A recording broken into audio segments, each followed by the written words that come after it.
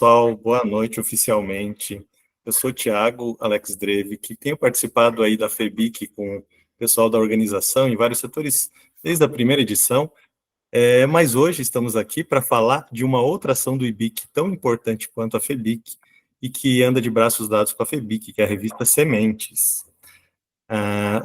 Estamos aqui, na verdade, para um workshop que tem como objetivo trabalhar com a escrita científica e dar muitas dicas, né, para qualquer pessoa entusiasta da escrita científica, bem como pessoas que querem melhorar a sua escrita para trabalhos científicos e de iniciação científica, mas também, como convidados especiais, o pessoal que foi contemplado no ano passado com os primeiros colocados, né, na FEBIC, e foram convidados especiais para tentar uma vaga de submissão para a revista Sementes na segunda edição. Tá certo? Bem, antes da gente passar aí, o professor já tem uma fala, e para o professor Marcos começar a sua exposição, eu gostaria rapidinho de compartilhar com vocês a tela para lembrar de alguns dados e até eu sugerir, para caso alguém aqui que não está familiarizado com a FEBIC, familiarizada com a FEBIC, que for ver esse material, possa conhecer rapidinho o que é a revista Sementes. Então, pessoal, vocês estão vendo meu ecrã sendo compartilhado aqui, né? Estou mexendo, estou navegando. Alguém me dá um sinalzinho para eu saber? Tudo certo? Sim. Beleza. Então, na revista Sementes, então, uma iniciativa do IBIC, né, também o Instituto Brasileiro de Iniciação Científica, que é responsável pela FEBIC, estamos construindo aí a segunda edição da revista. Temos o site revistasementes.com, e lá vocês podem conhecer a edição publicada, conhecer um pouquinho sobre a revista. Temos aí as informações sobre inscrição, detalhes sobre os critérios para a formação da edição desse ano, tá? E dicas científicas e os anexos também, ok? Para quem quiser saber mais de perto, dá para clicar em edições publicadas e dar uma olhadinha na edição da revista, que é esta aqui, né? Então, tem um foco de escrita científica no estilo artigo, os 20 primeiros colocados, né, da FEBIC do ano passado, foram contemplados também com esse convite, para tentar passar por todas as etapas, para tentar concorrer e ter o seu artigo publicado, conforme vocês estão olhando aí, né? E aí fica a dica para caso alguém que está construindo o seu artigo para a revista ou vá construir para outros momentos, verificar esses artigos que já passaram, já conseguiram publicar, né, nas edições anteriores, né? Já conseguiram passar por todas as etapas, porque são bons modelos, bons exemplos. Tá certo? Então, vou fechar aqui. Outra coisa importante que eu gostaria de falar para vocês, deixa eu só parar aqui, pronto. Lembrar que as inscrições foram prorrogadas, né? E todos os que foram contemplados foram avisados via e-mail, via WhatsApp, e também foram convidados para esse workshop, né? Então, é até dia 19 de maio, né? Tá bom? A partir dali é que vão ser analisados e avaliados os textos de vocês para todas as etapas. Outra coisa importante é que, em alguns momentos, durante o evento, vai passar uma lista de presença. Eu vou mandar um link ali no chat, tá bom? E aí basta preencher estes dados, vai ser essa lista aqui, esse formulário, e aí é só vocês preencherem.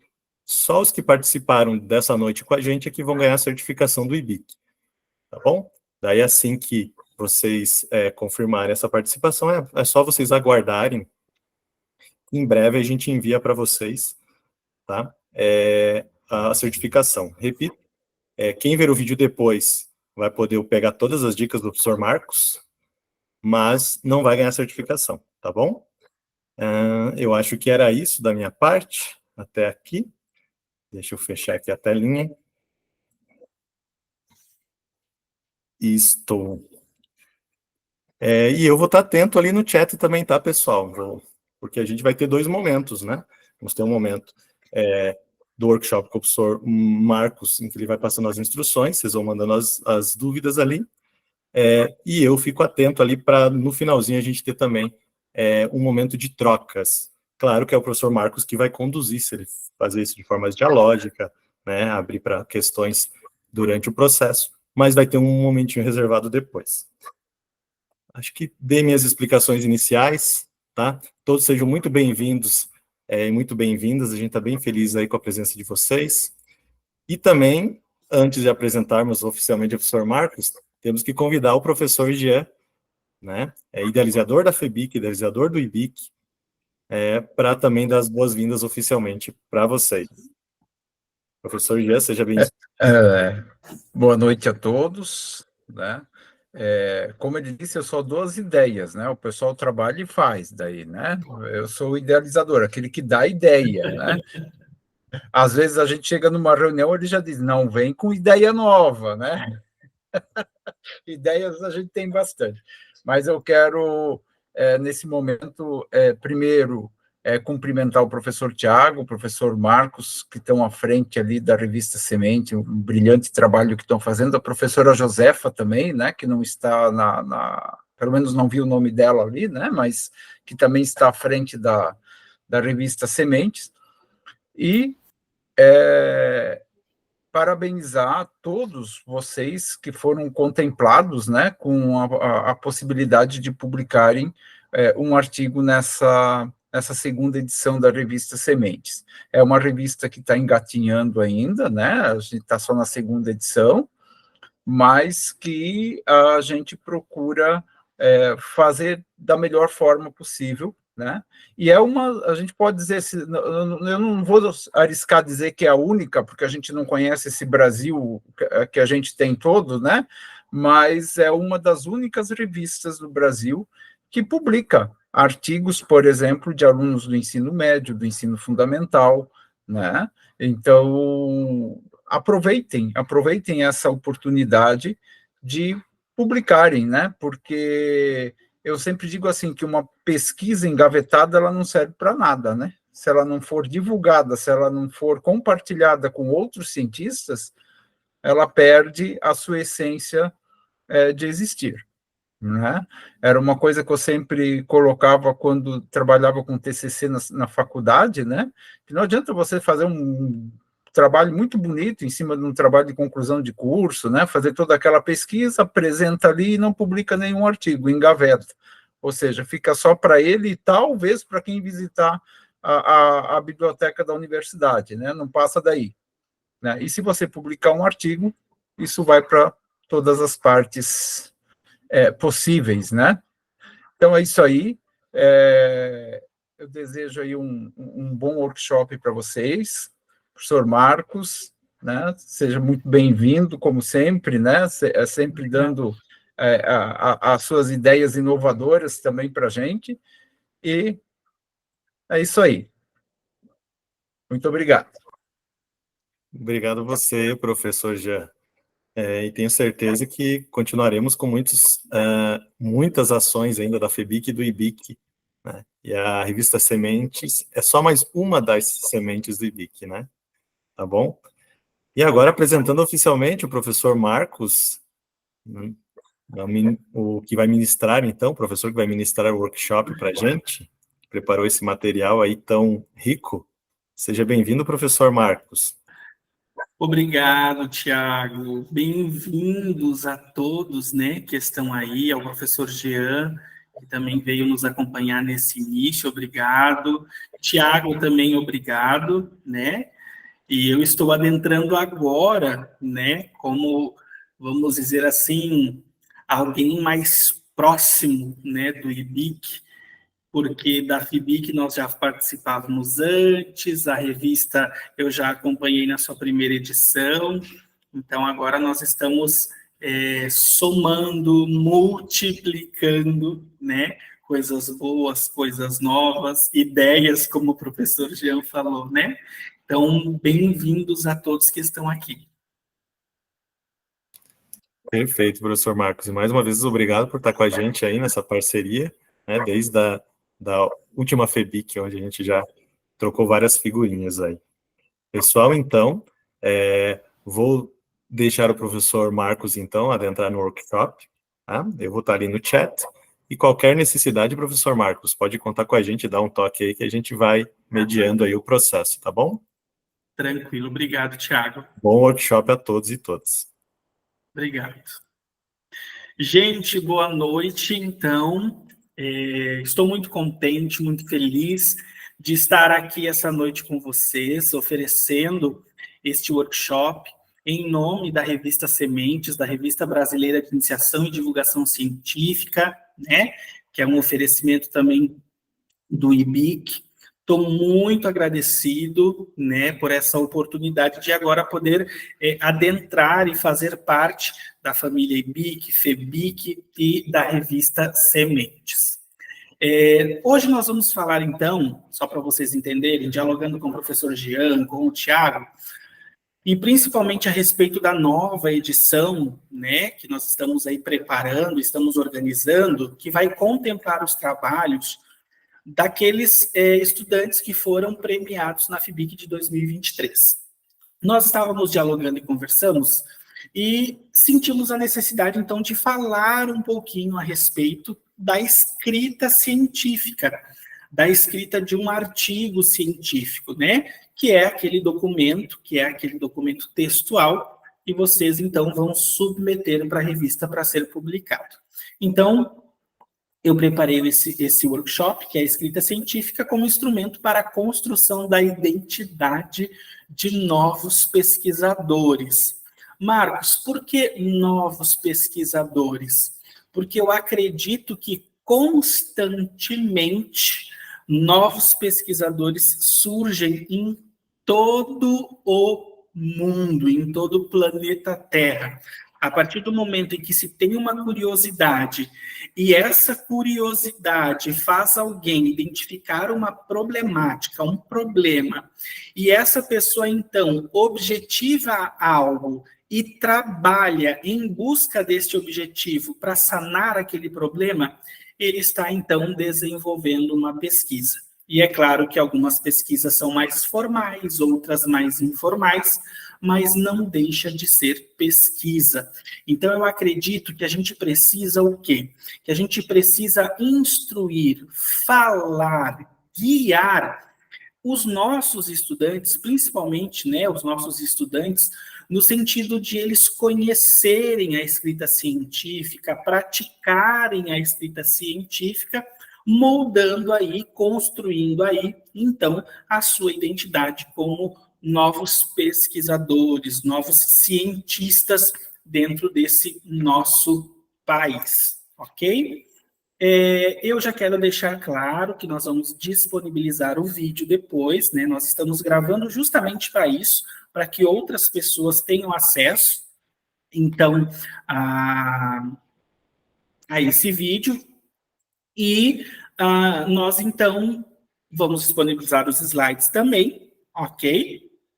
E daí, para aqueles estudantes que quiserem usar os slides como referência para citar ou para refletir a respeito de alguma coisa que estão nos slides, olha só, já vou indicar para vocês. Lá nas referências do trabalho, vocês vão colocar desta forma que o professor Marcos está apresentando aqui. Silva, Marcos Manuel Dá, a escrita científica como instrumento para a construção da identidade de novos pesquisadores. Então, aqui já está a referência bonitinha para você colocar lá no seu trabalho, ok? E é claro, né, eu preciso me apresentar de forma mais formal para vocês, então, conhecerem um pouquinho mais a respeito da minha vida, né, a respeito de N coisas que eu aí tento desenvolver no meu dia a dia. Então, eu sou mestrando no programa de pós-graduação em ensino de ciências, matemática e tecnologia da Universidade do Estado de Santa Catarina, UDESC, aqui de Joinville. Sou graduado em matemática, também pela UDESC, né? Matemática, disciplina que todos amam, que todos são apaixonados, né? Aquela disciplina assim que todos os estudantes vão com garra para a escola para aprender, porque esta disciplina é uma paixão, né? É apaixonante falar de matemática. Hoje, então, né, sou membro do conselho editorial da revista Sementes, também sou membro da coordenação de avaliação da FEBIC, sou avaliador de diversos periódicos, sou pesquisador na área de educação matemática, ensino e educação. E dentro dessas áreas, né, a gente tem várias temáticas que a gente pesquisa, metodologias ativas, uso de tecnologias, formação inicial e continuada de professores, o engagement como ferramenta para possibilitar uma melhor aprendizagem e assim por diante. Também sou professor da área de Ciências da Natureza e Matemática, na modalidade de ensino da educação escolar quilombola, na aldeia de Areias Pequenas, aqui na cidade de Araquari, Santa Catarina. Além de tudo isso, também sou palestrante, de vez em quando estou aí, desenvolvendo alguma palestra, em algum evento, em alguma universidade. Onde convidam, eu vou. Sou mentor em desenvolvimento de pesquisa científica, então hoje eu acompanho diversos pesquisadores que desejam refletir um pouco mais, ter mais ideias a respeito das pesquisas que estão desenvolvendo, compreender um pouquinho o processo da pesquisa, as técnicas de coleta de dados, a apresentação de dados, a análise de dados. Então, eu presto mentoria para muitos professores, doutores, mestres, pós-doutores e assim por diante. E também para alguns estudantes que estão desenvolvendo pesquisa, então, para desenvolver a sua pesquisa de mestrado, de doutorado, de TCC e assim por diante. Também sou professor particular de matemática, né? Que é a minha paixão. E para quem quiser conhecer um pouquinho mais do meu trabalho, meu Facebook, Instagram, TikTok, YouTube, LinkedIn, é @MarcosSilvaProfessor. O meu Instagram é aquele mais atualizado, né? O resto eu ainda estou trabalhando para tentar atualizar e deixar com uma aparência bem bacana. Mas é @MarcosSilvaProfessor lá no Instagram. Segue lá que você vai conhecer um pouquinho a respeito de tantas coisas que eu faço e vai aprender, porque lá eu também falo a respeito de pesquisa científica, viu? Então, tem algumas publicações relacionadas à pesquisa científica. Falando e já adentrando no workshop de hoje, eu tracei alguns objetivos para o nosso workshop hoje. Entre eles, compreender a importância da construção, da realização e da divulgação das pesquisas científicas, compreender o pré, o durante, o pós das pesquisas científicas, identificar o artigo científico como um meio para a divulgação da pesquisa científica, conhecer um pouquinho da nossa revista, né? Revista Sementes, que é a revista brasileira de iniciação e divulgação científica, conhecer a estrutura, que muitas pessoas também chamam de template, oferecido pela revista Semente para a construção de artigos científicos, e este template também é oferecido em sua grande maioria, não todas, mas em sua grande maioria, por outras revistas, por eventos também. Quando a gente quer submeter algum trabalho, eles acabam sempre disponibilizando um template. E também criar tópicos lineares para escrita de cada seção do artigo científico. A gente tem um bom tempo, né? Vou tentar ser bem sucinto, mas o professor Marcos gosta de falar muito, mas eu vou tentar ser bem direto, bem objetivo, para a gente tentar alcançar todos esses 6 objetivos que nós traçamos aqui. Se você, durante o workshop, tiver alguma dúvida, vai lá no chat, digite sua dúvida lá, faça seu comentário, o professor Tiago vai salvar, e no final nós vamos tirar um tempo só para conversar, para dialogar, né, e para mim poder explicar algum detalhe que você queira ouvir um pouquinho mais. Tranquilo? Então vamos lá. Vamos falar a respeito da importância das pesquisas científicas. E para falar um pouquinho da importância das pesquisas científicas, eu tenho 3 questões para nós refletirmos. Primeiro, o que é pesquisa? Segundo, por que fazer pesquisa? E terceiro, qual é a utilidade da pesquisa? E quando a gente compreende um pouquinho, né, essas 3 questões, quando nós refletimos um pouquinho a respeito dessas 3 questões, nós aí já conseguimos contemplar ainda melhor, né, a importância das pesquisas científicas.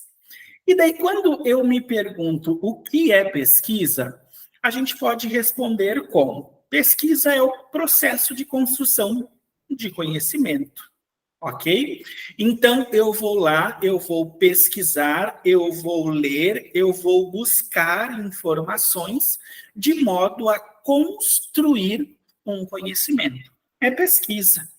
Pesquisa é gerar novos conhecimentos, ou seja, é trabalhar em prol de gerar um novo conhecimento. Mas também pesquisa é corroborar com conhecimentos já existentes. Ou seja, eu vou fortalecer, né? Eu vou fortalecer um conhecimento que já existe. Eu vou pesquisar para ajudar os outros pesquisadores a dizer que aquele conhecimento que eles possuem realmente é verdade. Ou eu vou refutar algum conhecimento pré-existente. Eu vou dizer, olha, não é bem assim, é um pouco diferente. E isso também é pesquisa. A pesquisa é um processo de aprendizado individual.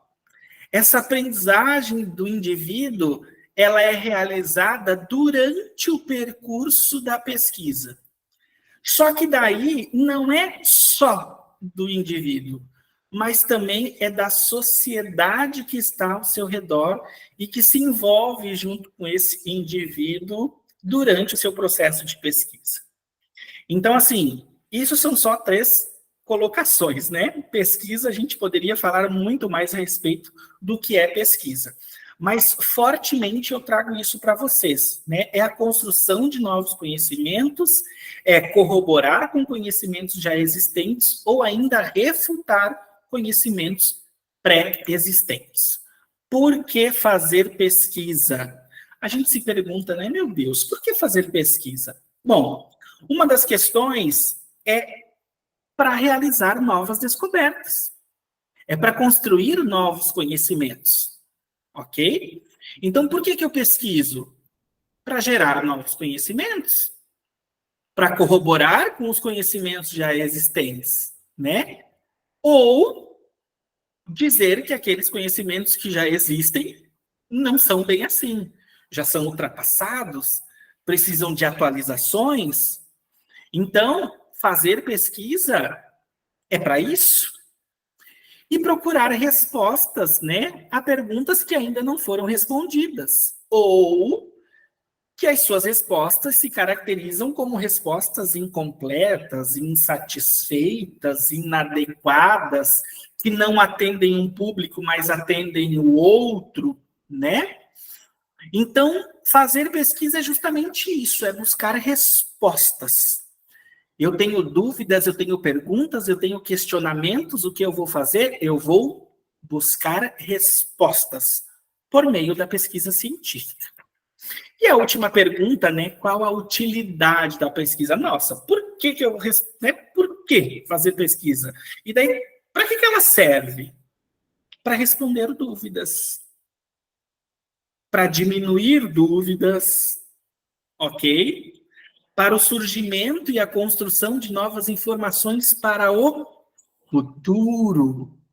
Olha só, a minha pesquisa pode gerar informações e conhecimentos para ações futuras. Eu posso melhorar o meu futuro com os resultados da minha pesquisa.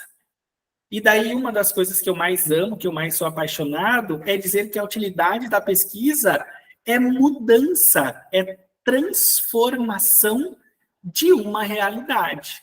E daí eu gosto bastante de usar essa frase e dizer que a utilidade da pesquisa é justamente a questão de mudar vidas. Porque a pesquisa muda vidas. Se nós formos observar, tudo que está ao nosso redor é fruto de pesquisa. E tudo que está ao nosso redor, a partir do momento em que nós começamos a utilizar isso, mudou a nossa vida. A partir do momento em que eu comecei a usar o celular, mudou a minha vida. A partir do momento em que eu comecei a utilizar o notebook, mudou a minha vida. A partir do momento em que eu comecei a usar o fone de ouvido, mudou minha vida, minha rotina, meu jeito de me portar. Então, eu digo que a utilidade da pesquisa é sempre mudar vidas. Imagina uma pesquisa que está trabalhando, e a gente já tem vários exemplos, né? Pesquisas, por exemplo, que trabalham com medicamentos. Olha só quantos medicamentos surgiram que inibem doenças, que curam doenças, ou que diminuem os efeitos da doença, muda a vida, sabe? Então, assim, a utilidade da pesquisa, ela precisa ser constantemente relembrada por nós, ela precisa constantemente ser dita novamente para nós conseguirmos nos sentir ainda mais alegres e satisfeitos por realizar pesquisas, sabendo que as nossas pesquisas mudam vidas, podem mudar vidas, tanto agora no presente quanto no futuro, ok? Algumas reflexões, algumas pequenas reflexões. E daí, a gente continuando, né, a gente precisa entender, tá, pesquisa, beleza. Mas assim, o que é, né? Como fazer, como começar? Então, a gente precisa entender, ou compreender um pouquinho, que a pesquisa científica, ela tem 3 momentos diferentes. Então, ela tem o pré-pesquisa científica, ela tem o durante pesquisa científica e ela tem o pós-pesquisa científica. O pré é o planejamento. Ninguém começa a fazer pesquisa do dia para a noite. Nossa, acordei, vou sair da cama e vou pesquisar. Não. Primeiro você precisa de um planejamento, você precisa entender, né, o que você vai pesquisar, por que você está indo pesquisar aquilo. Então, existe um planejamento. O durante é a condução da pesquisa, ou seja, eu planejei e agora aquilo que eu planejei, eu vou colocar em prática. E existe o pós. Bom, se eu planejei, se eu realizei, eu coletei dados, eu construí informações, agora eu preciso analisar esses dados. E além de analisar esses resultados da pesquisa, eu também preciso divulgar esses resultados, né? Não é só para mim, precisa ser para o outro também. Então, o pós é a análise de dados e a divulgação desses resultados. Ok? Vamos lá, vamos falar um pouquinho do pré-plano, que é o pré, né? O pré-pesquisa, que é a questão do planejamento. É claro que aqui o professor Marcos está abordando só algumas coisas, né? A gente tem um tempo limitado, então assim não dá para, né, realmente ir mais e mais a fundo. Mas o professor vai tentar trazer assim, a base, pelo menos a base, né, para instruir vocês um pouquinho mais e para a gente dialogar, ok? Então, quando a gente pensa do pré-planejamento, a gente pode pensar, por exemplo, na identificação da temática de interesse, né? Que temática que eu vou pesquisar, né? Estabelecimento do recorte dentro da temática específica, né? Nossa, eu quero pesquisar a água. Tá, mas calma aí. Quando eu falo da água, eu observo que a água está em todo o planeta Terra, né? Está aqui no solo, está no ar, por causa da umidade, também está no céu. Então, assim, aonde que eu quero pesquisar a água, né?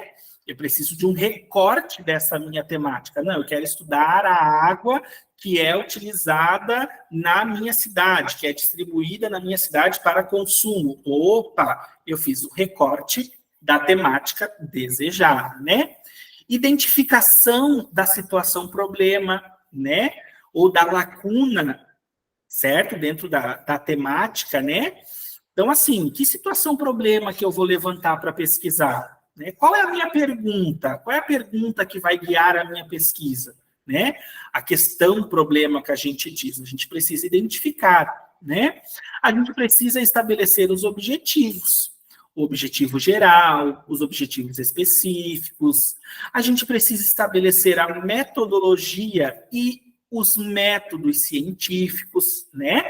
E aqui tem bastante gente que confunde metodologia com método. e são coisas diferentes, e a gente precisa estabelecer isso durante a nossa pesquisa.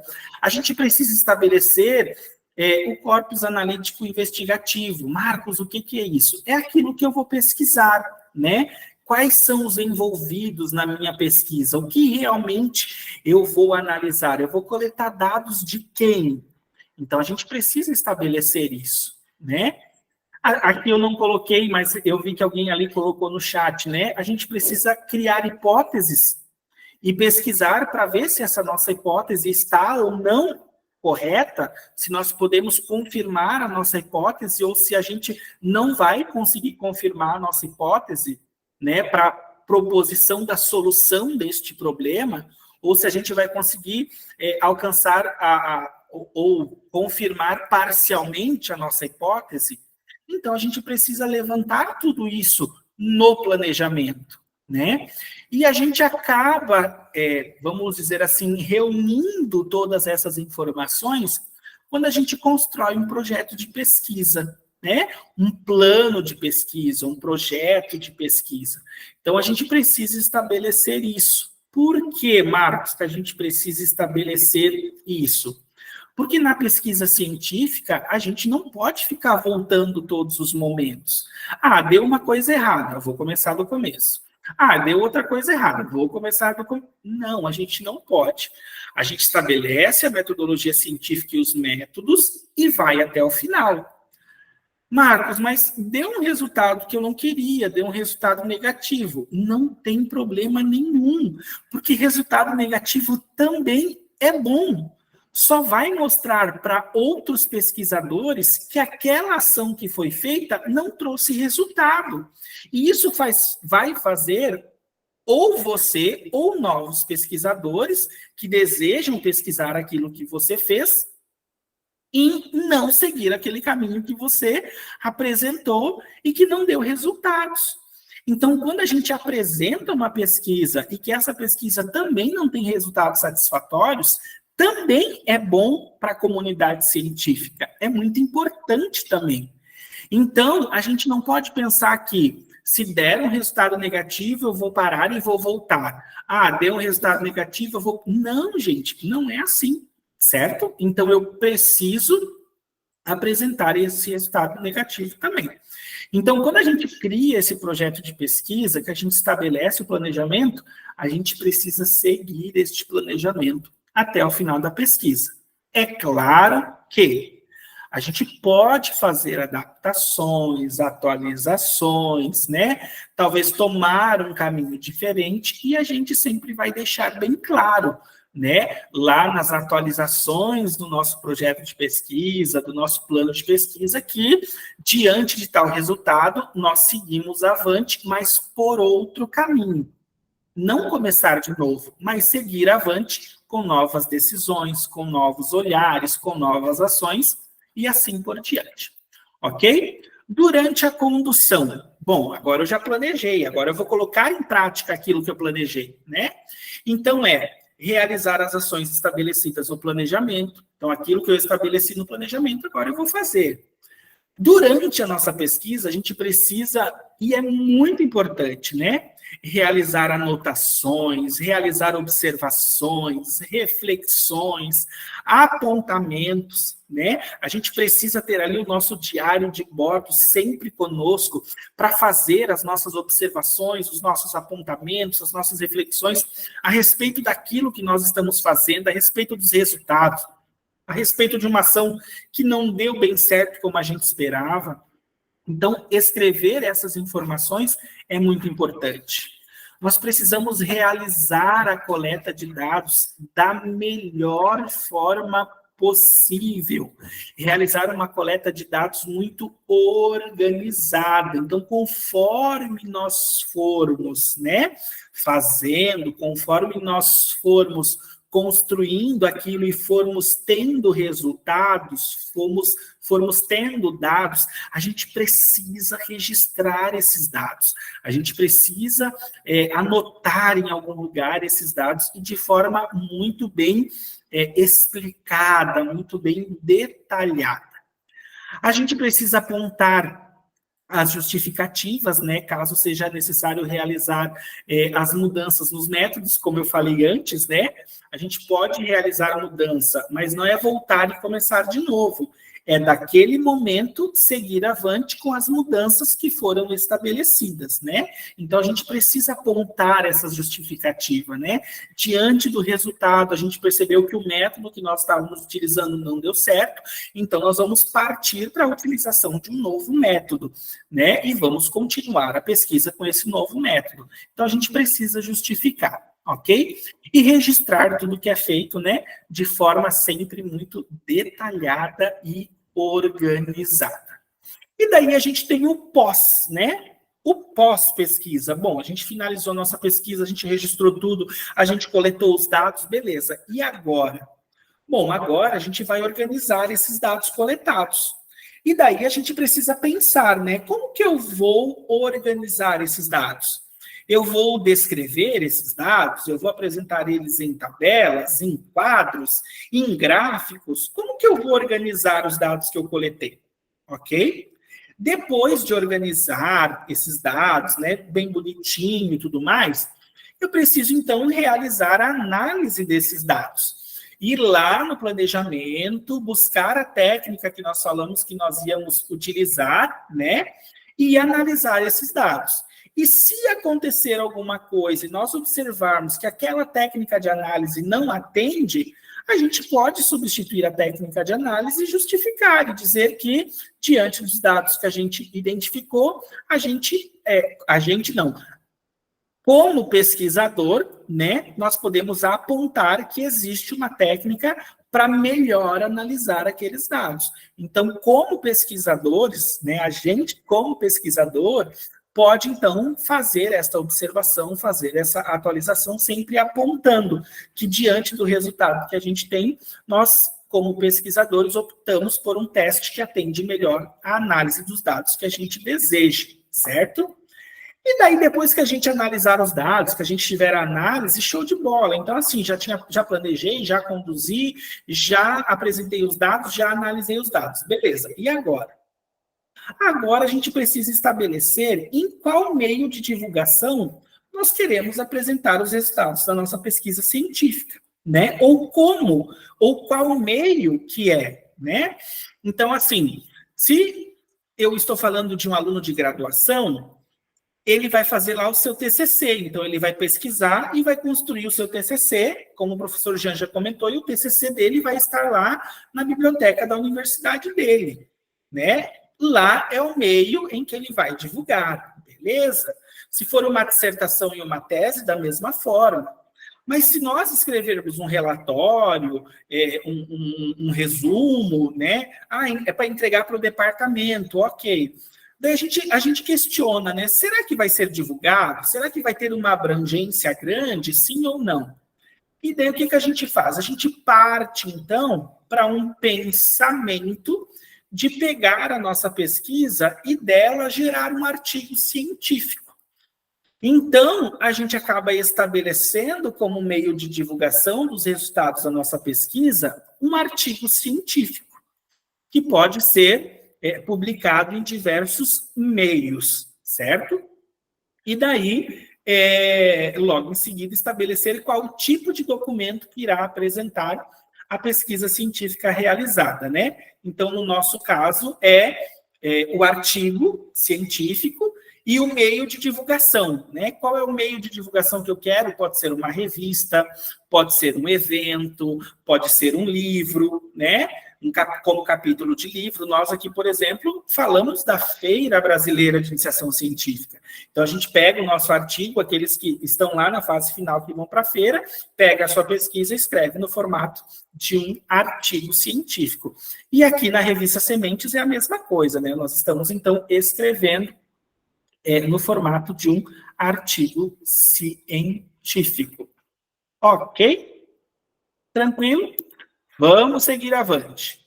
E daí, pensando na questão do artigo científico, né, como ferramenta de divulgação das pesquisas científicas, eu também faço 3 perguntinhas, certo?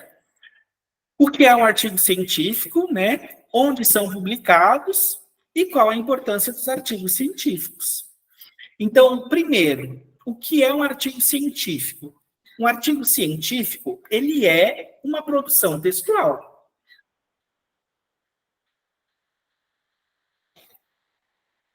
Então, a primeira coisa que eu preciso entender é que quando eu vou produzir um artigo científico, ele é uma produção textual. É um texto que eu vou escrever.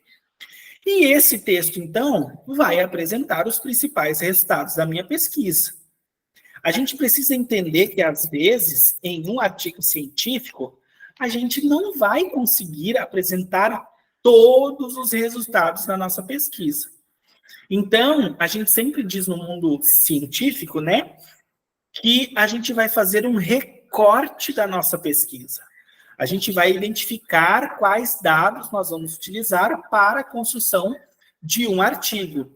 E, às vezes, uma pesquisa pode gerar 1, 2, 3, 4, 5 artigos diferentes. Tudo vai depender daquilo que você quer apresentar às pessoas. Por exemplo, eu vou falar do meu mestrado, por exemplo, né? O meu mestrado é uma pesquisa. Eu estou fazendo uma pesquisa de mestrado, ok? Uma única pesquisa de mestrado.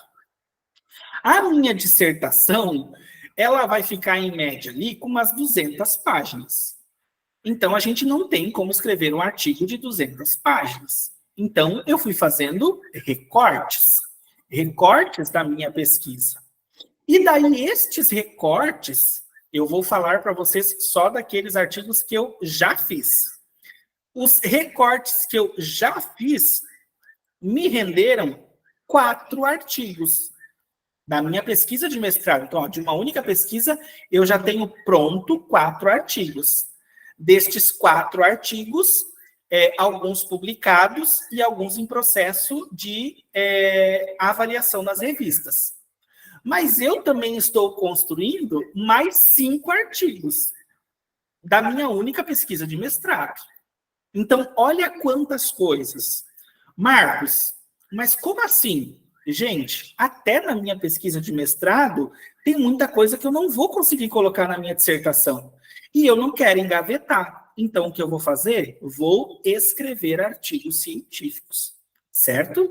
Então, assim, de uma pesquisa eu preciso entender, né, que eu posso ter aí diversos documentos. E aonde eles são publicados? Como eu já comentei, né, revistas científicas, eventos científicos, capítulos de livro, ok? E qual que é a importância dos artigos científicos? Por que escrever artigo científico? Por que publicar, né? Os artigos científicos, eles agem na disseminação e democratização do conhecimento científico. Ou seja, eu divulgo, eu compartilho aquilo que foi feito, eu compartilho os resultados, eu compartilho os dados, eu compartilho as reflexões. E a gente diz, então, que a gente coloca para toda a comunidade científica, tanto nacional quanto internacional, a respeito daquilo que nós estamos fazendo, né? Em relação a uma determinada temática. E daí o que acontece? Os nossos artigos, eles acabam sendo motores, geradores para novas pesquisas serem realizadas. Então, às vezes, quem já está e vive bastante essa questão da pesquisa, uma das primeiras coisas que eles fazem é pesquisar para ver se alguém já não está pesquisando algo que ele gostaria de pesquisar. Então, olha só, a minha pesquisa pode ser lida por um pesquisador que tem interesse na mesma temática. E daí ele pode utilizar o meu trabalho como trabalho base para começar a pesquisa dele. E ele vai referenciar o meu trabalho, os meus resultados lá na pesquisa dele, vai dizer, olha, o meu ponto de partida é essa pesquisa do cientista, do pesquisador Marcos Manuel da Silva. Então, o artigo científico é esse motor gerador, né, de novas pesquisas e assim por diante. Então, escrever um artigo científico é realmente fomentar muitas mudanças de vida, muitos conhecimentos novos, muitas propagações de conhecimento e assim por diante. Uau, quanta coisa, né, gente? Vamos lá, então. Falando a respeito da revista FIBIC, né? Então, assim, nós já, vamos dizer assim, já falamos, né? O Tiago já falou um pouquinho da revista, então eu não vou falar assim com mais detalhes, né? Mas a gente, então, agora está trabalhando com a revista. A revista tem o foco na divulgação de trabalhos de iniciação científica, né? A gente quer trazer essas ideias, essas curiosidades científicas, né? Que os estudantes aí em todo o nosso país e fora dele também estão utilizando para o desenvolvimento de pesquisa científica. Não vou falar muito da revista, tá? Mas eu trouxe aqui algumas falas que estão lá no site da revista, né? O Tiago já falou um pouquinho dela, então eu não vou me ater. E daí, por que eu quero falar, né? Ou por que eu abordei essa questão da nossa revista, da revista Sementes? É justamente para auxiliar, principalmente vocês que estão aqui e que irão submeter artigos para a revista Sementes. Por quê? Porque a revista Sementes, ela é uma revista científica. E dentro do contexto de uma estrutura de revista científica, nós precisamos seguir alguns padrões, e esses padrões são estabelecidos, né, por normas técnicas. Então, a construção da revista, do corpo editorial, do processo de submissão, de avaliação, de publicação, tudo isso precisa ser muito bem definido. E, a partir daí, a revista publica artigos. Então, a revista precisa receber artigos também em um formato já pré-estabelecido pela comunidade científica, mais pontualmente, né, pela equipe editorial da revista Sementes. Por que eu digo isso? Porque existe sim um padrão, que a gente pode dizer assim, que é até um padrão nacional e internacional. Porém, cada revista pode fazer ou criar, vamos assim dizer, a sua estrutura, o seu template, né? Atendendo alguns critérios, claro, para que principalmente a CAPES, vamos assim dizer, aceite, né, a nossa revista como um meio de circulação científica. Então, eles exigem algumas coisas. E daí, quando a gente fala da estrutura do artigo da revista Sementes, ou de qualquer outra revista, ou do template, como a gente diz, eu sempre gosto de falar a respeito dessas três estruturas. A gente fala da estrutura técnica, a gente fala da estrutura de organização textual e a gente fala da estrutura científica. O que seria essa estrutura técnica, vamos assim dizer?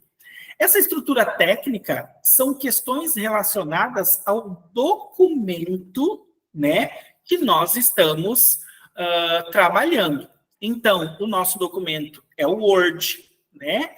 Daí, a estrutura técnica fala a respeito do tamanho da margem, do tamanho da fonte, do tipo de fonte, dos espaçamentos e assim por diante. Então, essa estrutura técnica, ela é muito neste sentido. Ela estabelece as margens, ela estabelece o tipo de documento, ela estabelece o espaçamento, ela estabelece o tamanho da fonte, da letra. Então, é uma informação muito técnica, certo? Você abre o seu Word, vai lá, configura o seu Word, né, utilizando todas essas informações técnicas e ok, beleza. Depois a gente tem a estrutura de organização textual. A organização textual já diz respeito a uma organização no sentido de você apresentar o texto no seu artigo, certo? E daí essa estrutura, ela perpassa pelo título, pela apresentação dos autores, pelo resumo, palavras-chave, introdução, fundamentação teórica, procedimentos metodológicos, análise e discussão dos resultados, considerações finais e referências. E se vocês pegarem grande parte das revistas científicas e baixarem o template, Essa estrutura de organização textual, ela é quase igual em todos. Em todos os templates, é mais ou menos essa configuração que as revistas usam. É quase que padrão essa estrutura, ok? E depois a gente tem a questão da estrutura científica, né? Ou seja, nós vamos escrever este texto dentro de uma estrutura científica. E aqui no nosso país, grande parte das revistas, né, indica, então, o uso das normas da Associação Brasileira de Normas Técnicas, que é a ABNT. Algumas revistas já estão utilizando também as normas APA e algumas outras normas, mas em sua grande maioria é a ABNT ou APA. A APA, ela é uma estrutura científica mais internacional. Então, grande parte das revistas que tem uma grande divulgação internacional, não só aqui no Brasil, mas fora também, acaba utilizando mais a estrutura científica da formatação APA. Ok? Então, a gente tem essas 3 estruturas que a gente precisa entender, que o artigo, né, perpassa essas 3. E nós aqui hoje vamos falar um pouquinho mais a respeito da estrutura de organização textual, que é para entender o que eu vou colocar em cada tópico lá na estrutura da organização textual. Ok? Vamos seguir avante? Então, vamos lá. Em relação à estrutura estrutura de organização textual. A gente começa pelo título. E daí, pelo título, a gente já precisa tomar cuidado. Olha só, algumas dicas aqui, vamos lá. Primeiro, a gente precisa apresentar no título o tema, o método, a amostra e os resultados da pesquisa científica realizada. É claro que, às vezes, a gente não consegue apresentar esses 4 elementos no título, mas é muito indicado que a gente tente criar um título utilizando, né, esses 4 requisitos. Por quê? Porque o título ele precisa refletir a nossa pesquisa, né? O título precisa estabelecer uma ligação direta com aquilo que nós fizemos e também com os resultados. A gente precisa evitar palavras difíceis no título e jargões que são considerados desnecessários até no mundo científico. Então, assim, o título precisa ser um título de fácil entendimento para aqueles cientistas mais apurados e também para aquelas pessoas que são leigas, que estão começando agora no mundo da pesquisa. Então, o título precisa ser um título claro, né? E, em sua grande maioria, o título deve ter aí entre 5 e 15 palavras. 15 palavras já é um título grande, né? Já é um título que mais parece um resumo. Estou brincando. Mas 15 palavras já é grande, né? Mas quando necessário, mas ali sempre está entre 5 e 15 palavras. E, é claro, né, a gente deve identificar se o local de publicação e divulgação faz alguma exigência a respeito do título. Porque, às vezes, a gente vai publicar numa revista e a revista estabelece, olha, o título tem que ter no máximo 10 palavras. Então, a gente precisa atender o requisito deles, né, aquilo que eles pediram, para nós, então, termos o nosso artigo aceito. Ok? Depois disso, a gente vem para a identificação dos autores, né? Então, assim, a identificação dos autores vem logo após o título, né? E daí nós colocamos eles de forma completa, escrevemos os nomes de forma completa, só que a ordem desses autores, ela deve muito ser conversada entre todos os pares que estão desenvolvendo a pesquisa, para identificar quem vai ficar em primeiro lugar, quem vai ficar em segundo lugar como autor e assim por diante, certo? Hoje em dia, não tem muito mais aquela questão assim, ó, ele é o primeiro autor, ele é o que fez a pesquisa. Não, não é assim. Todos que estão ali estão desenvolvendo a pesquisa ou participaram da pesquisa em algum momento. Quando é aluno de iniciação científica, aluno de graduação, aluno de mestrado, aluno de doutorado, a ordem é mais ou menos quase sempre assim. É o estudante e depois os orientadores. Os estudantes e depois os orientadores, né? Em sua grande maioria, sim. Por quê? Porque o aluno está muito mais envolvido na pesquisa do que os seus orientadores. Mesmo que os orientadores estejam auxiliando, estejam ali auxiliando, orientando, mas quem está muito mais com a mão na massa é o estudante. Então, em sua grande maioria, o estudante vem primeiro e depois os orientadores. Mas também não é padrão, tá, gente? E daí, lá no rodapé da primeira página, precisa vir uma identificação mais completa dos autores. E são informações mais técnicas, né? Por exemplo, a titulação, né? O que é essa titulação? Estudante do ensino médio, estudante do curso profissionalizante, do ensino médio profissionalizante, estudante de graduação, estudante de mestrado, doutor, doutora, mestre, mestra, professor de matemática, professor de biologia. Então, a gente apresenta essa titulação. E é a maior titulação. Mas eu sou graduado em matemática, sou mestre em matemática e sou doutor em matemática. Lá eu não vou colocar os 3. Lá eu vou colocar o título mais alto, que é doutor em matemática, por exemplo, ok? Daí a gente coloca, né, a atuação profissional, né? Então, ele é professor de matemática, mas ele atua onde? Né? Ele é graduado em matemática, desculpa, né? A titulação é graduação em matemática, mas ele atua como professor aonde, né? Ele é estudante, mas ele estuda em qual série, em qual ano, em qual escola, ok? O e-mail, né? E-mail de contato, e em alguns se pede o currículo Lattes ou Worksheet. Currículo Lattes é para pesquisadores, para quem vive aí no mundo acadêmico, né? Vai lá, cria um currículo Lattes, é gratuito. O Lattes é mais brasileiro, o Worksheet é internacional. E, como terceiro, né, a mesma coisa, a gente tem que identificar as exigências dos locais de publicação. Por quê? Porque tem revista que pede algo bem sucinto. Tem revista que já pede essa caracterização dos autores de forma mais completa, com mais informação.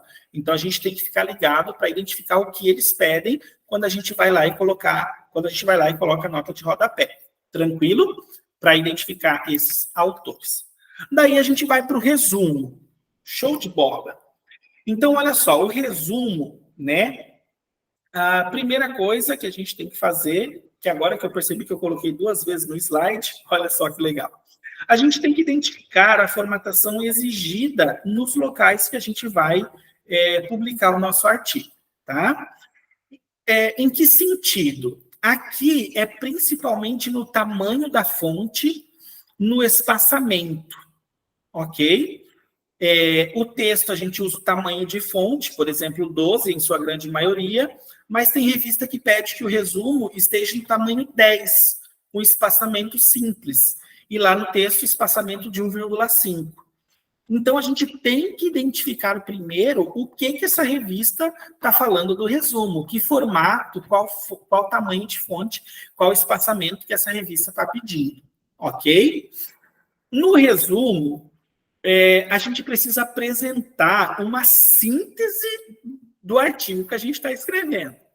E, olha, escrever resumo não é fácil. Eu sei que não é fácil. E a gente sempre deve escrever o resumo no final. Quando o artigo estiver escrito, a gente vai para o resumo. Por quê? Porque o resumo precisa apresentar a contextualização, a problemática, ou seja, a questão de pesquisa, o objetivo, a metodologia científica, os resultados, e alguns autores ainda colocam junto indicações futuras. Então, quando a gente constrói o resumo, todas essas informações precisam estar no resumo. Por quê? Porque o resumo é o chamariz para que o leitor tenha interesse de ler o nosso artigo por completo. Então, o resumo precisa ter essas informações para que o leitor consiga entender o percurso que foi trilhado, né? Qual o problema, da onde que surgiu este problema, na contextualização, o problema, qual objetivo aquele trabalho tem, qual método científico tem, né? E quais foram os resultados alcançados. Então, o resumo a gente escreve, gente, só depois que a gente escreveu o artigo inteiro. Por quê? Porque a gente vai tirar essas informações de várias partes do artigo. E daí aqui é um trabalho mesmo difícil. Por quê? Porque, em sua grande maioria, o resumo tem que ter de 150 a 250 palavras. É muito pouco, é um espaço pequeno, né? É um espaçamento simples, tamanho da fonte 10. Né? Algumas pede 12, algumas pede espaçamento 1,5, por isso que eu coloquei o primeiro tópico. A gente tem que identificar o que a revista pede, né, de formatação. Mas de 150 a 250 palavras é pouco. E a gente tem que colocar todas aquelas informações nesse pequeno texto. Ok? Vamos lá. Palavras-chave. Acabei de perceber, gente, que eu escrevi chaves errado. Olha que feio. Meu Deus. E agora já está gravando, não tem como mudar, viu? Vou deixar assim. Olha só, as palavras-chave. Bom, primeiro, a gente apresenta depois do resumo, na mesma formatação do texto do resumo. Em sua grande maioria, os locais que a gente vai publicar sempre pede de 3 a 5 palavras-chave. E essas palavras podem ser simples, né? Ou podem ser compostas. Por exemplo, eu posso colocar matemática. É uma palavra. Mas eu também posso colocar educação matemática. São 2 palavras juntas que formam um campo de pesquisa. Então, é considerado como se fosse só uma palavra. Eu posso colocar, por exemplo, aprendizagem baseada em problemas, ok? Então, olha só, aprendizagem baseada em problemas, na verdade, é um termo que é formado por 3 palavras. Mas ali eu coloco aprendizagem baseada em problemas e é entendido como uma única palavra-chave, um único termo-chave, ok? As palavras-chave, elas precisam refletir algum elemento da pesquisa científica. Ela precisa refletir a tua pesquisa, refletir a temática da sua pesquisa e assim por diante, ok?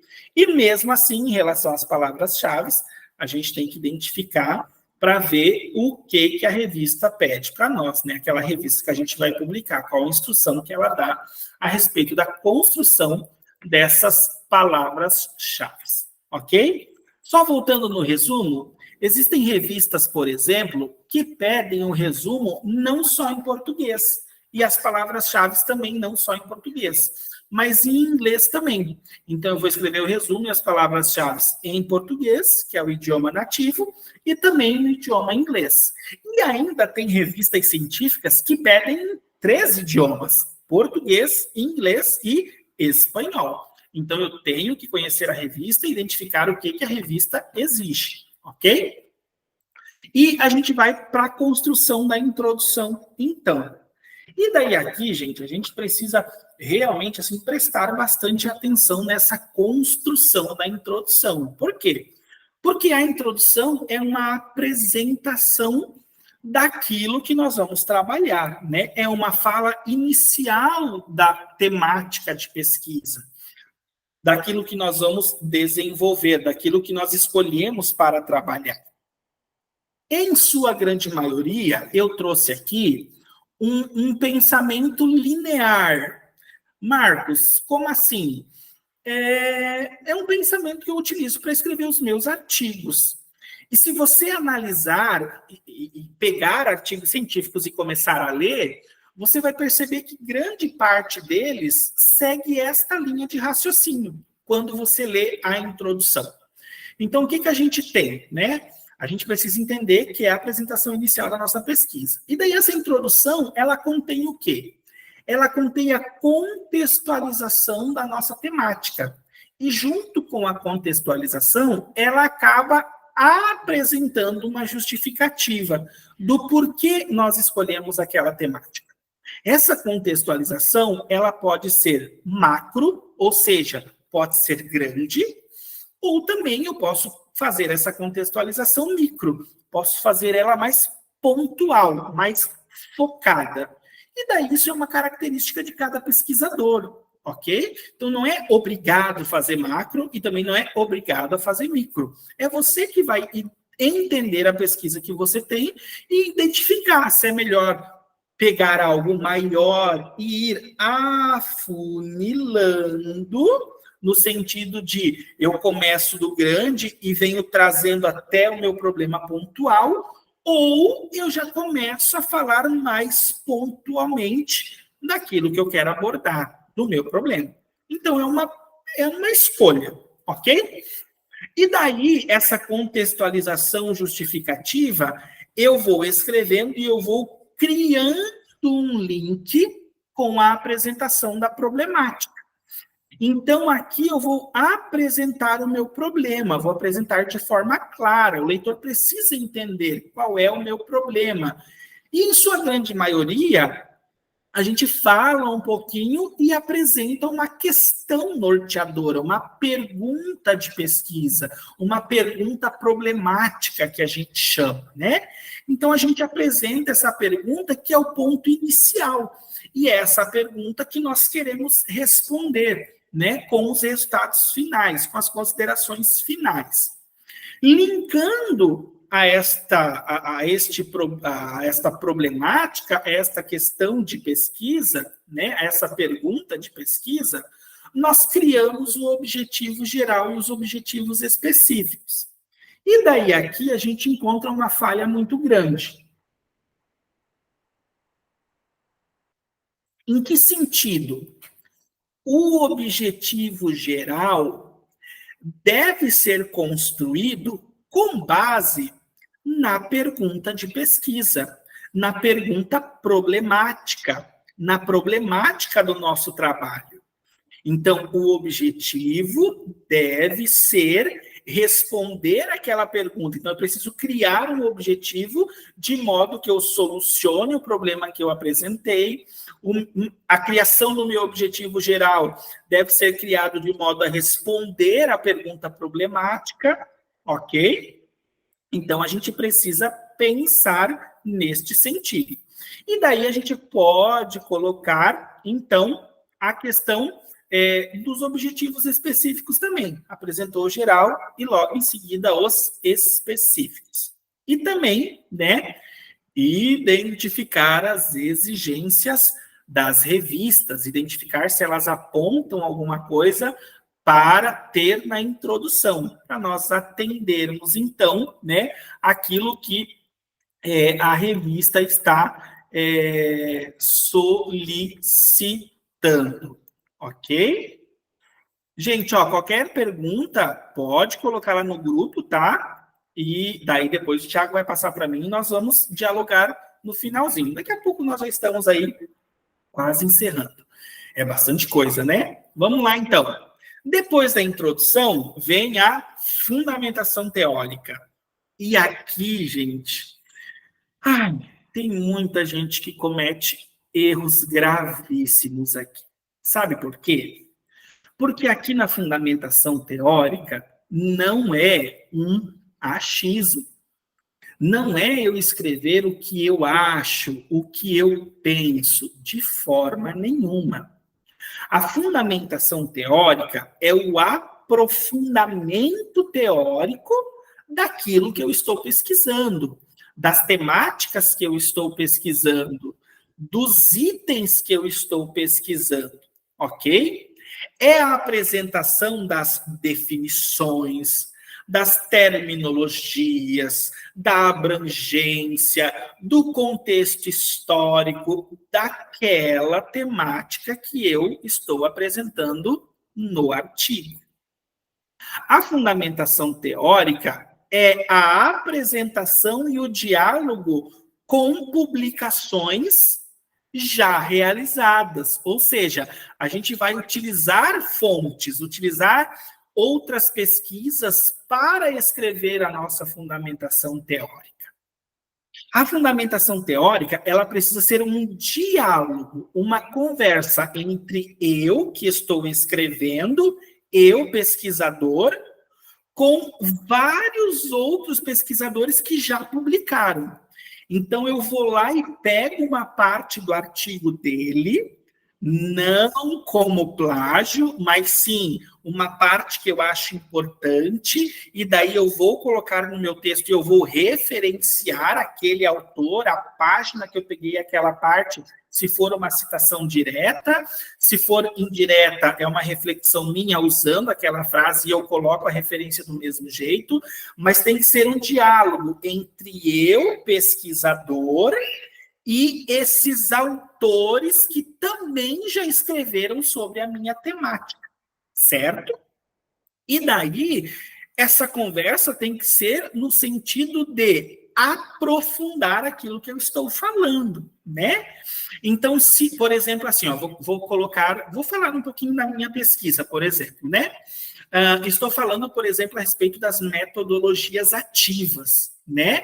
Então, eu construí lá, apresentei o que é metodologias ativas, depois eu identifiquei que as metodologias ativas dizem respeito ao processo de ensino, ao professor, ao processo de aprendizagem, ao aluno, que as metodologias ativas facilitam muito o processo de ensino, aprendizagem e de avaliação. Então, eu vou conversando, né? Olha, metodologias ativas é um novo jeito de se ensinar, de se aprender, de se avaliar. Segundo o autor Souza, 2015, as metodologias ativas favorecem o processo de ensino porque auxiliam o professor no desenvolvimento de dinâmicas diferenciadas. Ainda, segundo o autor Souza, 2014, é dito que as metodologias ativas têm mudado o jeito de dar aula, os professores se sentem muito mais fortalecidos. Opa, olha só, eu estou dialogando com os autores, ok? E daí eu estou o quê? Eu estou construindo este conhecimento da minha temática, certo? E é o momento de mostrar a importância da pesquisa realizada, né? Usando a voz dos outros autores. Então, os autores apontam a importância, então eu vou colocar lá na minha fundamentação teórica, né? Que os autores indicam a pesquisa nisso, que os autores apontam que é necessário mais pesquisas nessa temática e assim por diante. Então, a fundamentação teórica realmente é aquele momento do diálogo entre eu, pesquisador, que estou pesquisando, e outros autores que já pesquisaram a respeito da minha temática. E este diálogo, gente, precisa fazer sentido na nossa pesquisa, na temática da nossa pesquisa, ok? E é claro, né, identificar as exigências da revista, verificar se a revista exige alguma coisa para a fundamentação teórica, ok? Vamos para o próximo tema. Uau! Eu já acho que passei aí os seus 75% da apresentação. Estamos se encaminhando para o final. Vamos lá. Procedimentos metodológicos. Aqui tem muita gente que também peca. Por quê? Porque a questão metodológica, ela é muito científica. E ela fala muito, principalmente, a respeito do planejamento da pesquisa. Em que sentido? É o sentido de estabelecer a pesquisa científica. É caracterizar a pesquisa científica. Então, a nossa pesquisa, ela é caracterizada segundo a sua natureza. A pesquisa que eu estou fazendo, ela é básica ou ela é aplicada? A gente precisa apresentar isso no texto. A abordagem dela, ela tem uma abordagem qualitativa, quantitativa ou mista? Ela é quali-quant. Eu também preciso apresentar isso no meu texto. Os objetivos científicos, eles são exploratório, descritivo ou explicativo? Eu também preciso apresentar isso. Quais procedimentos técnicos eu utilizei para minha pesquisa? Foi o procedimento técnico de uma pesquisa bibliográfica, de uma pesquisa documental, de uma pesquisa experimental, de uma pesquisa corte, de uma pesquisa estudo de campo, de um estudo de caso, de uma pesquisação, de uma pesquisa participante, entre outros procedimentos técnicos que tem? A gente também precisa deixar isso específico. Quais instrumentos de coleta de dados que nós utilizamos? Eu também preciso apontar. Por quê? Porque esses dados não caíram do céu, certo? Eu utilizei um instrumento para coletar dados. Eu utilizei uma planilha de Excel. Eu utilizei um diário de bordo. Eu utilizei um caderno para anotações. Mas eu utilizei um instrumento para coletar esses dados, ok? E quais as técnicas de análise, né? Quais técnicas eu estou utilizando para analisar os meus dados? Ninguém analisa dados simplesmente assim, estou analisando. Tá, mas está analisando como? Entendeu? Então, assim, com que base que eu vou analisar? Tem um número ali e eu vou lá e vou dizer que aquele número é bonito, que ele é maior do que 5, está perto de 10. E daí eu queria classificar de 0 a 10. E daí ele está perto de 10, está bom. Tá, mas com base no que você pode falar isso? Certo? Então a gente precisa identificar como que eu vou analisar os meus dados. Estatística descritiva, análise discursiva, análise de conteúdo, testes estatísticos, por observação, como que eu vou fazer? Eu também preciso apontar isso, ok? E logo em seguida, e daí isso é uma coisa muito pessoal de pesquisador, tem pesquisador que apresenta uma síntese do percurso, né? Foi iniciado desta forma, partimos para o segundo momento da pesquisa, que foi feito isso, o terceiro momento foi feito isso, e o quarto momento foi feito isso. Meio que coloca, às vezes, até um quadrinho, um quadro, né, especificando quais foram as etapas da pesquisa, né? Então, isso é nos procedimentos metodológicos, ok? A gente precisa deixar claro isso para que o nosso artigo científico tenha um rigor científico, ok? E é claro que identificar as exigências das revistas que nós vamos publicar. E identificar se ela exige alguma coisa para esses procedimentos metodológicos. Depois, a gente vai para a análise e discussão dos resultados. Uau! Né? Agora a gente já pesquisou, já fez, já tem os dados, e agora a gente vai analisar e vai discutir, vai refletir os resultados. Então, assim, esse espaço é justamente para a apresentação dos dados. Aqui eu coloquei assim, que é importante mostrar como se chegou a esses dados.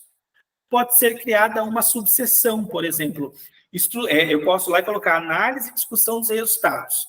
Daí eu apresento o capítulo e digo que o capítulo está dividido em 2 subseções.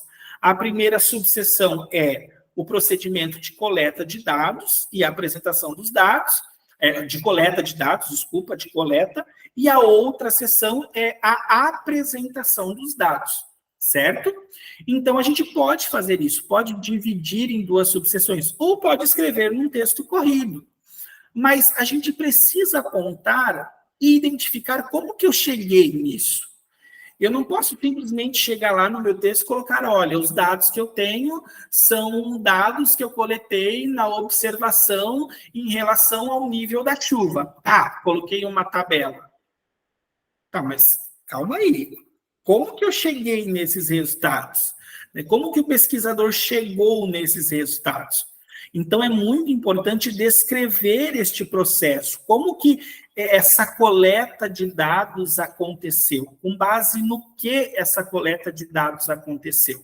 É muito importante nós apresentarmos isso, ok? E a gente deve identificar, né, qual é a melhor forma de apresentar esses dados.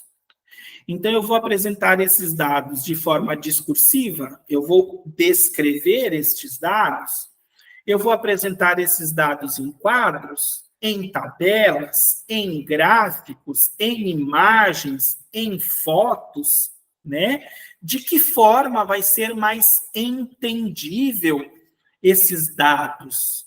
Né? Será que ele vai ser mais fácil de se entender em um gráfico de barras ou em um gráfico de pizza? Será que vai ser mais fácil eu utilizar uma imagem, criar uma imagem para representar esses dados, talvez com diagramas, com ligações, ou eu coloco isso num quadro? Então, a gente precisa identificar qual é a melhor forma, né? O que deixa os meus dados mais organizados para o leitor ver e conseguir compreender da melhor forma possível. As análises e as reflexões, elas devem vir logo após de nós apresentarmos os dados. Não faz sentido eu apresentar 5 gráficos e depois refletir sobre o primeiro, e depois refletir sobre o segundo, e depois refletir sobre o terceiro. Não é assim. A gente apresenta os primeiros dados e já faz a reflexão a respeito daqueles dados. Dali a gente vai para os próximos dados e logo em seguida reflete. Então, aqui a gente tem que fazer o quê? A gente tem que criar uma linearidade. Quais dados vêm primeiro? Esses dados implicam nos próximos? Implicam. Então, é este primeiro e depois os outros. Este implica no próximo? Beleza. Então, eu sei que eu tenho que primeiro apresentar este, depois estes, depois estes. Por quê? Porque eu vou fazendo ligações entre esses dados. Eu vou apontando que existe uma ligação entre eles. Então, eu sempre apresento os dados, faço a reflexão e vou para os próximos dados. Faço reflexão e vou para os próximos dados, né? Essas reflexões são as análises desses dados que a gente tem, ok? E é muito importante também, gente, apresentar escritas de fórmulas, né, de classificação, de caracterização de forma correta, sempre utilizando no Word aquela opção de equações, ok? É sempre bom nós utilizarmos a fórmula da forma mais correta possível, né? As classificações, as nomenclaturas, sempre muito bem definidas, ok? E o Word tem a opção de equações, que a gente pode ir lá e escrever, e ele fica já um formato bem bacaninha, diferente, e o leitor, quando vai ler o artigo, já entende que aquilo ali é uma fórmula, que aquilo ali é uma classificação, né? É uma identificação de alguma unidade de medida, e assim por diante, ok? Ainda a respeito da análise e discussão de dados, que eu acabei já falando, né? A gente precisa ter uma linearidade em relação à apresentação dos dados, que é aquilo que eu falei para vocês, né? Esses dados, estes implicam nos próximos, os próximos lá nos outros, e assim por diante. Então, a gente precisa entender como que nós vamos colocar, ok? Aqui também é uma coisa que alguns pesquisadores deixam passar. É muito importante construir uma fundamentação teórica sólida. Por quê? Porque quando a gente faz análise de dados, é muito bom buscar falas lá na fundamentação teórica e trazer elas para a análise de dados. Para dizer que aquilo que nós chegamos ali, aqueles dados que nós chegamos ali, realmente são corroborados pelos pesquisadores que a gente está utilizando na fundamentação teórica, né? Que eles fortalecem aquilo que nós chegamos, né? Nós chegamos em algo que eles já falaram, nós chegamos no resultado positivo que eles também, na pesquisa deles, consideram positivo. Então, trazer a fala deles para a análise de dados é muito importante, certo? É claro que é importante, é bom ter, mas muitos pesquisadores estão deixando de lado, né, esse resgate da fundamentação teórica para corroborar com os dados que obtiveram na pesquisa. Isso é muito importante ter, ok? Vamos lá, o que mais? Abrir uma subseção para apresentação da discussão a respeito dos dados e das análises, né? Então, assim, vamos lá. Eu apresentei os dados, eu apresentei como eu cheguei nos dados, apresentei os dados e as análises dos dados, e agora eu vou fazer uma parte a respeito da discussão de todos esses dados, certo? Então, a gente precisa ter este fechamento da discussão dos resultados. E este fechamento da discussão dos resultados não é a consideração final do trabalho, ok? Então, essa discussão sobre todos os dados que a gente apresentou em cima, sobre as análises que a gente apresentou em cima, ela deve vir neste final desta parte de análise e discussão de dados. Que daí sim a gente vai pegar todos aqueles dados e vai discutir eles, vai falar sobre eles, vai dizer o que eles representam para a gente e assim por diante, ok? E da mesma forma, né, identificar se a revista científica que a gente vai publicar exige algo específico a respeito desta sessão de análise e discussão dos resultados para a gente escrever já com as exigências, né, que eles têm. Daí sim, nós vamos para as considerações finais. Eu não gosto muito de usar considerações finais, porque parece que a pesquisa terminou. Na verdade, terminou o artigo, né? A pesquisa não. Eu gosto de usar sempre considerações. Bom, o que a gente deve fazer aqui? Uma das coisas mais indicadas é nós resgatarmos a problemática, a questão de pesquisa e o objetivo. Então, começar as considerações resgatando a nossa problemática e o nosso objetivo. E daí, seguir realizando considerações se nós alcançamos totalmente o objetivo, se nós alcançamos parcialmente o objetivo, se nós não alcançamos o objetivo, mas chegamos a resultados satisfatórios para a temática de pesquisa que a gente tinha, né? A gente, então, vai apontar pontos fortes e pontos fracos durante o desenvolvimento da pesquisa, se tivemos alguma dificuldade, se tivemos empecilho, se encontramos algum ponto que nos fez trilhar outro caminho, né? Apontar essas dificuldades é muito importante.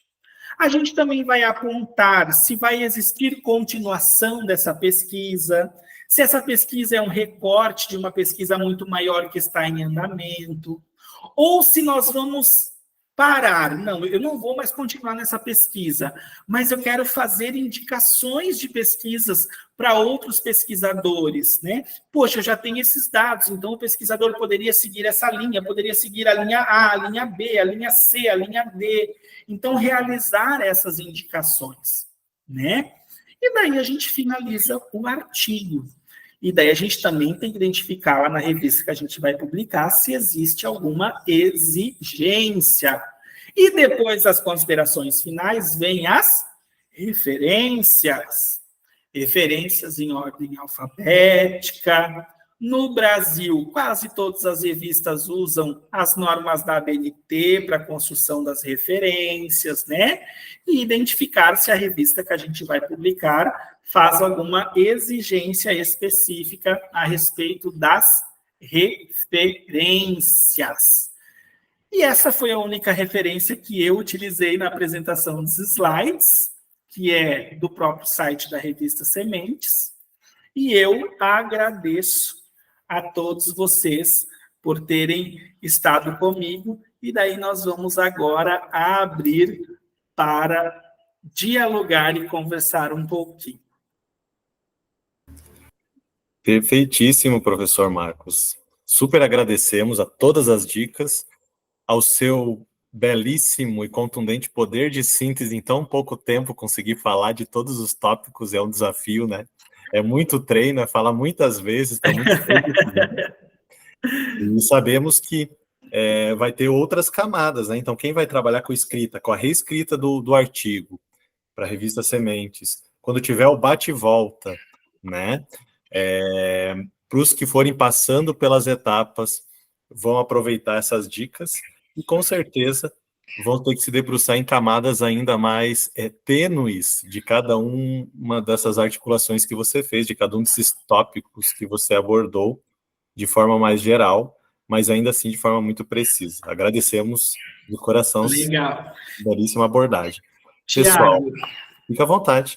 Deixa eu só fazer uma observação, né? É que nós não abordamos aqui, por exemplo, o processo de submissão, né?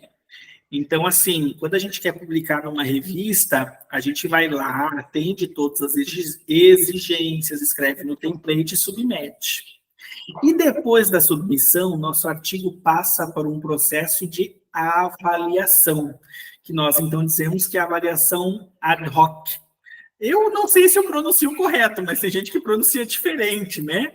Mas a gente diz que é a avaliação por pares, né? A avaliação por parecistas, né? E assim, a gente não se identifica na primeira submissão, então a gente não coloca o nosso nome, nem os nossos dados no rodapé, e a revista então envia o nosso artigo para 2 ou 3 avaliadores, e cada um vai ler e vai avaliar segundo a sua perspectiva, segundo o seu conhecimento científico. É claro que a revista estabelece algumas regras para avaliação. Então, quem faz a avaliação, né, tem que seguir aquelas regras que a revista apresentou. E daí, quem está lendo vai realizar apontamentos, né, vai realizar sugestões, vai realizar várias coisas. Por exemplo, eu, como avaliador, eu pego o artigo e daí eu vou escrevendo no texto de outra cor, né, para depois o autor saber que aquilo que está de outra cor foi o avaliador que indicou, que sugeriu. Mas assim, eu já peguei artigos de 20 páginas que eu devolvi com 40 páginas.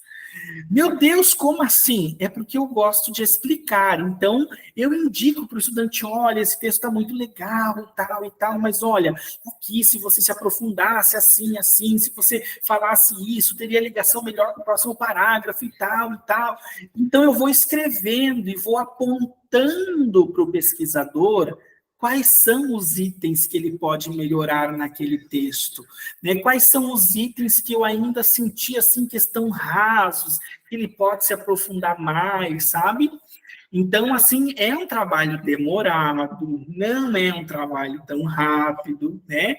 Mas daí, quando acontece a avaliação, este artigo, então, é devolvido para o autor. E daí, junto com com essas observações, é então realizado apontamento, né?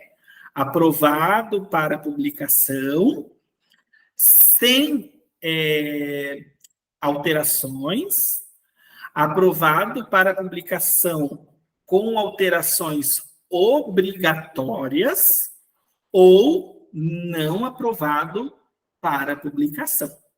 E daí, quando se tem ali, né, as alterações obrigatórias, o autor decide se vai fazer essas adaptações e publicar naquela revista, ou se vai dizer, olha, eu não quero fazer essas alterações, eu vou publicar em outra revista. Só que daí ele vai passar pelo processo de avaliação, né, novamente. Ok? Então tem todo esse processo aí também. Perfeito, é isso mesmo. E nós da Revista Sementes estamos iniciando um processo e construindo, ano após ano, esse corpo editorial, né, seguindo essas normas.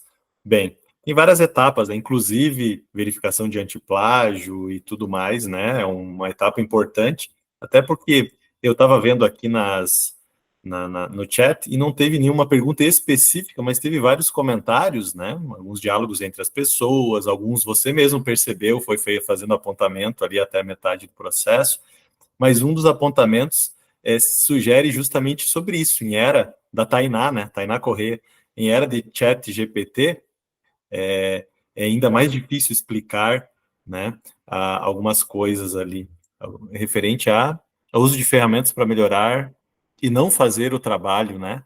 Eu acredito que ela queira sugerir que é mais difícil como fazer o uso da ferramenta, para a ferramenta não fazer o trabalho, mas apenas para facilitar o nosso trabalho, né? E a gente também, do lado de coordenação editorial, e também nas feiras como um todo, tem tido essa preocupação, né? Isso não é só uma preocupação FEBIC local, ela já está em cunho internacional, e nós também temos trazido ferramentas para análise, e se a gente identificar algo de plágio, né, nas primeiras etapas ainda dá para a pessoa ser orientada, consertar e tudo mais, no bate e volta, né? O apelido de bate e volta, né?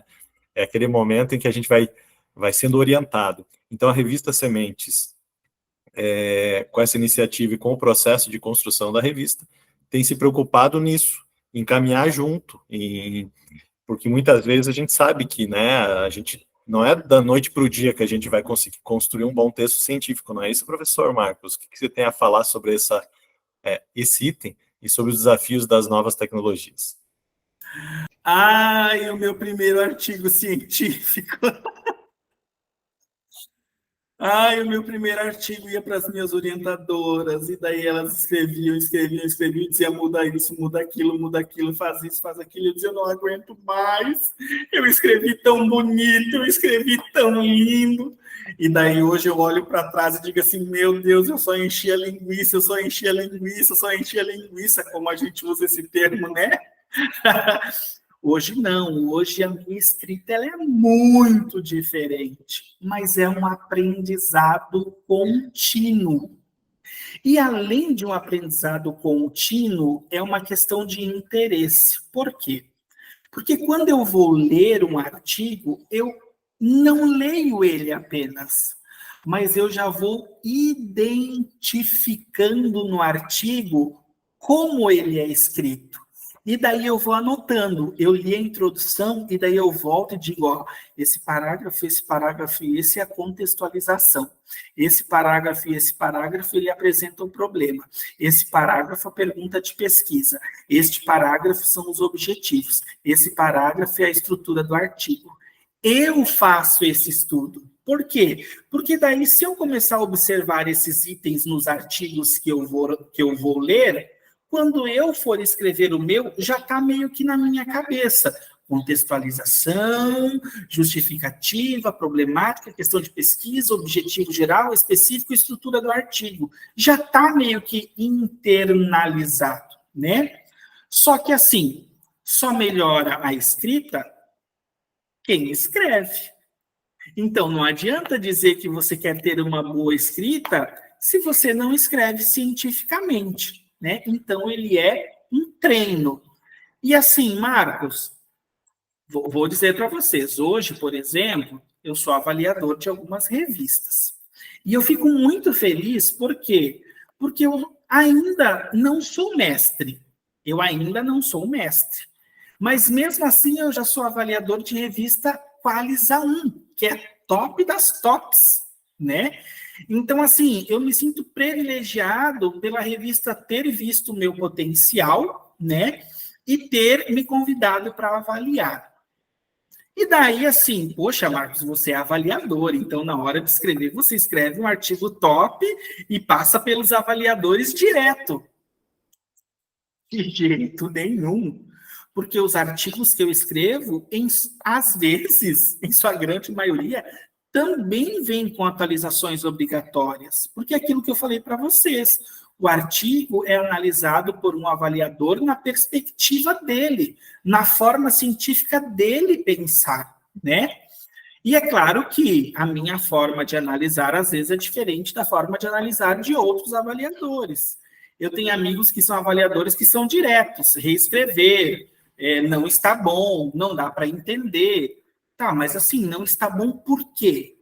Então, eu escrevo, eu vou lá no texto, no documento de Word, mudo a cor da letra e eu digo lá, olha, autor, eu estou lendo assim, assim, daí quando eu cheguei aqui, eu não consegui entender, porque parece que está faltando alguma coisa, olha, seria legal se você fizesse assim, tal, tal. Então, eu mostro para o autor como ele pode melhorar aquele texto, né?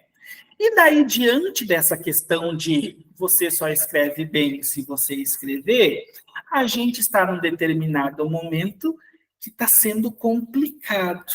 Por que está sendo complicado? Porque recentemente foi criada uma tecnologia que aparentemente está escrevendo para muita gente, né? Então, eu vou lá e digo para aquela tecnologia o que eu quero, certo? E aquela tecnologia meio que me dá um texto pronto. Ai, meu Deus, e daí alguém faz Ctrl+C, Ctrl+V e coloca no texto do artigo. E daí, para nós, avaliadores, está complicado, porque não tem linearidade de pensamento. A gente percebe que um parágrafo não fala com o outro. A gente percebe termos que não eram utilizados e agora são. Sabe, assim, a gente vai percebendo e vai dizendo, gente, não foi uma pessoa que escreveu isso, não. Foi um tal aí de ChatGPT. Conseguem me entender? Isso está sendo muito difícil para nós. E daí eu, professor Marco Silva, tenho um posicionamento muito, muito, muito pessoal. E daí, como ele é muito, muito, muito, muito pessoal, eu prefiro ficar só para mim, né? Porque nem todo mundo pensa como eu, né? Então, são reflexões que eu faço, né? Mas eu acho que ela é uma tecnologia que está deixando as pessoas dependentes, né? Eu dependo dele para melhorar o meu texto, eu dependo dele para fazer uma correção, eu dependo dele para isso, eu dependo dele para aquilo. E, na verdade, é nós, né, o nosso cérebro que deveria ali estar trabalhando e tentar, né, criar reflexões, ligações e melhorar o nosso texto. Fala, Tiago. Perfeito, né? Perfeito. E eu só queria dar um exemplo, né? Um exemplo seria... Bem, vamos pensar assim mais na estrutura. O professor lá no começo tinha falado da importância de ter uma orientação inicial no seu planejamento de pesquisa e que a pesquisa é feita para mudar algo, né? E é claro que as próprias tecnologias voltadas às chamadas inteligências artificiais estão mudando atualmente, porque foram popularizadas desde a década de 50, 60, né? Hoje em dia elas estão populares e mais avançadas. Estão mudando, elas vieram da ciência, e não ao contrário, né? Então, de alguma forma, o que eu quero dizer é que a sua pesquisa feita na sua localidade, para a sua comunidade, né? É da onde você vai partir, né? Mesmo que possa se gerar ideias, algumas pesquisas iniciais ou qualquer, né, sugestão de texto, é você que vai ser o autor e a autora e os protagonistas da sua caminhada de pesquisa com seus orientadores, né? E isso é importante. Mesmo que vocês façam uso de muitas ferramentas, que no final o processo seja autoral, porque é isso que vai fazer diferença para a sua pesquisa e para a sua comunidade e até para a evolução da ciência enquanto atividade humana, né? Tá bom? Só queria complementar nesse sentido e fazer um link lá com a tua primeira fala, tá bom? Que bom. Tá bom? Bem, gente, vocês têm alguma pergunta específica, né, para além do que a gente tem tratado aqui? Já deu vontade de fazer um simpósio sobre isso, professor, quem sabe uma próxima, né? Olha, hein? A gente pode falar muito, gente. Olha, falar de pesquisa, assim, e assim, eu sou apaixonado, né? Eu sou apaixonado por pesquisa mesmo. E a gente tem muita coisa, muita coisa para falar de pesquisa científica, né? E de como apresentar os resultados dela também. Gente, perguntem, por favor, diálogo. Vamos dialogar um pouquinho. Alguém quer fazer algum comentário, abrir seu microfone, tecer algumas reflexões? Queremos ouvir vocês.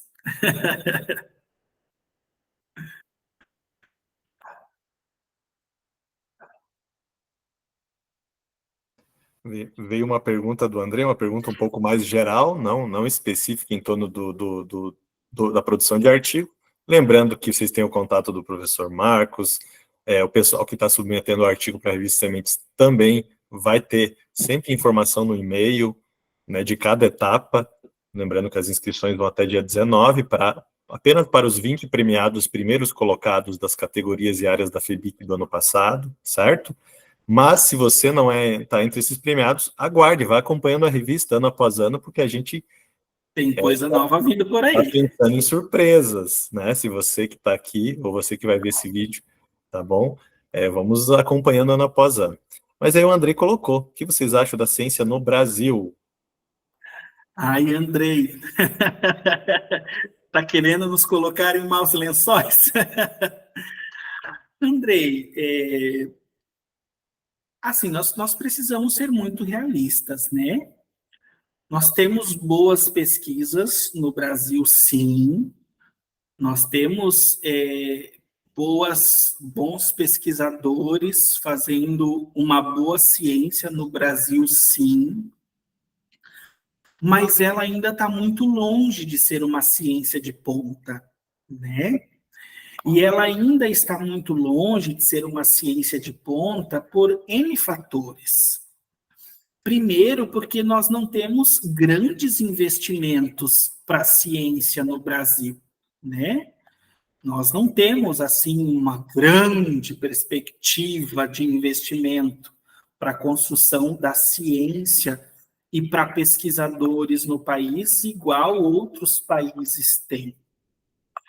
Uma coisa que acontece no país é que a ciência também, ela ainda é muito fechada, né? Ela ainda é muito fechada em laboratórios, ela ainda é muito fechada em instituições, ela ainda é muito fechada na instituição de ensino superior, né? Então, isso acaba dificultando bastante a melhoria dessa ciência, né? Então, assim, na universidade, o professor, ele, para ter bons resultados na sua profissão e para ter alguns ganhos, ele é obrigado a pesquisar, ele tem que pesquisar, mas ele não recebe mais por essa pesquisa que ele desenvolve, né? Então, assim, é muito complicado. Aqui, falar a respeito disso é levantar muitas questões. Mas é como eu falei, a gente tem bons pesquisadores, bons cientistas reconhecidos a nível internacional que desenvolvem, sim, boa ciência, mas eu acho que a gente ainda está longe de ter uma ciência de ponta.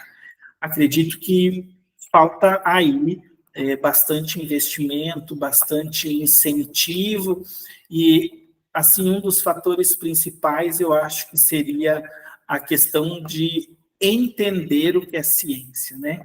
Fazer os nossos novos estudantes entenderem o que é ciência e por que e para que fazer ciência. Perfeito, professor. E iniciativas como do IBIC, né?